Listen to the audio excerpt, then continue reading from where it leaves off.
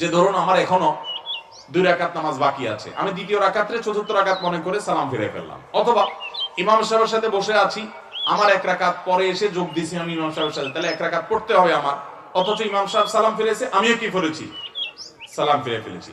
এরকম হতে পারে কি পারে না?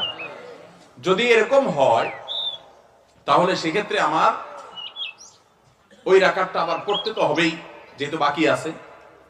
সালাম ফিরে ফেলছে দেখে শেষ না, আবার সালাম ফিরে ফেলছে দেখে আবার শুরু থেকে পড়া লাগবে এমনও না।